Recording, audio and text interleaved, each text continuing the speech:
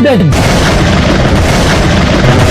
Kapolri, Pak Jaksa Agung, Pak Ketua Mahkamah Agung, lakukan audit kinerja terhadap tim penyidik untuk kasus ini secara independen, secara benar. Jangan ada unsur dibuat-buat, tapi lakukan audit kinerja. Pak Jaksa Agung, lakukan audit kinerja kepada tim penuntut umum Anda. Kenapa Anda 21 kasus itu? Ketua Mahkamah Agung, periksa itu hakim.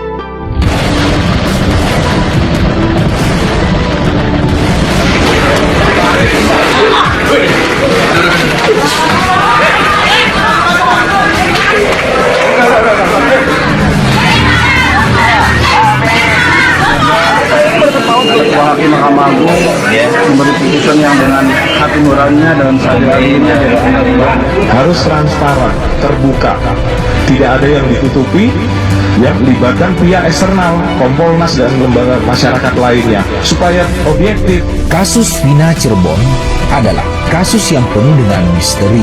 Apakah ini pembunuhan ataukah ini adalah laka lantas? Dua hal yang berbeda. Ini susah untuk dibuktikan, hanya bisa diasumsikan karena semua terkesan manipulasi sejak tahun 2016 silam. Kasus Vina Cirebon kini memasuki babak baru, yaitu pengajuan peninjauan kembali atau PK sejak PK Sakatatal lanjut PK 6 terpidana yang hingga sekarang masih menunggu kepastian dari Mahkamah Agung. Apakah ini PK akan diterima atau tidak? Belum ada keputusan PK Sakatatal dan 6 terpidana, kini Sudirman juga mengajukan PK dan sidang sedang berjalan. Bila PK Sakatatal dan 6 terpidana dan juga Sudirman dikabulkan Mahkamah Agung, kira-kira apa yang terjadi dan bagaimana nasib Hakim 2016 silam, Jaksa 2016 silam, dan juga Rudiana CS? Kita akan mengajukan 3 pertanyaan yang nanti 3 pertanyaan ini akan saling berkaitan dan menghasilkan satu benang merah. 3 pertanyaan ini akan kita ajukan, nanti setelah kita jawab kalian akan temukan benang merahnya terhadap film tadi. Yang pertama, kenapa film ini tidak digugat ya kan oleh pihak Rudiana CS?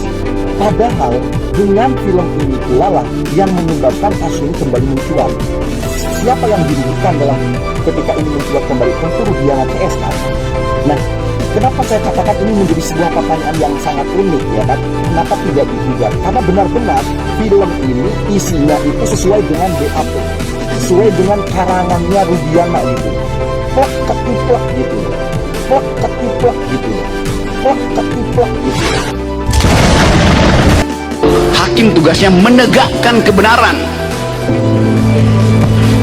bukan menghasilkan kebenaran, bukan mencari kebenaran, tapi diasumsikan bahwa tapi dia roboh, maka mesti ditegakkan lagi. Jadi justru karena ada robohnya kebenaran, tiang-tiang kebenaran itu, maka diperlukan hakim untuk menegakkan lagi.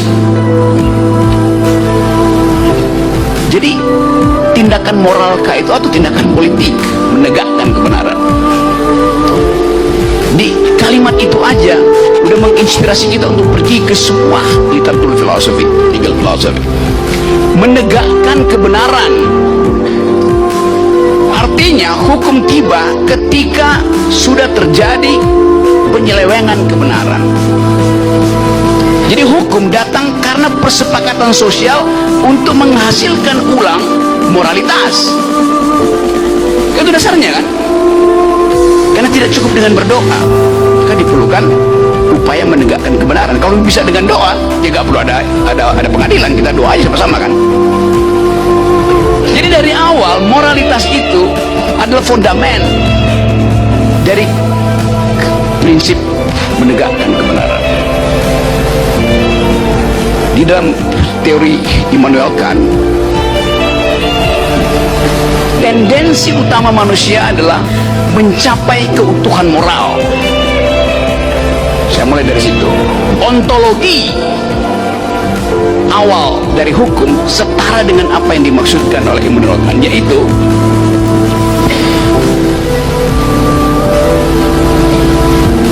menggunakan moralitas.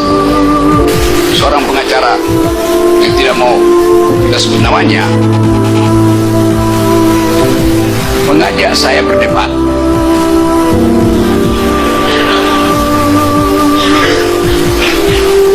Judulnya dia bikin sendiri, mari berdebat tentang aspek hukum dari keputusan Mahkamah Konstitusi. Masuk akal nggak tema itu? Aspek hukum dari keputusan Mahkamah Konstitusi.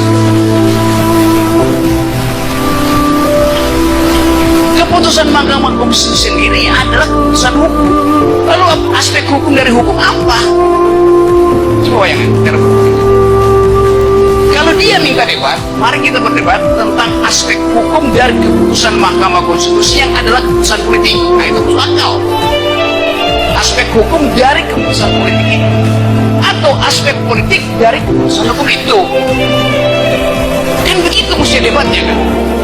Kalau masih mendebatkan aspek hukum dari keputusan hukum, itu sama dengan jeruk, nanam jeruk, kupas jeruk, lalu dia minum sendiri jeruknya. Ya, Anda bayangkan bagaimana kita melayani perdebatan akademis.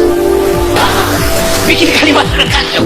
Artinya epistemologinya tidak bekerja. Tidak usah soal ontologinya.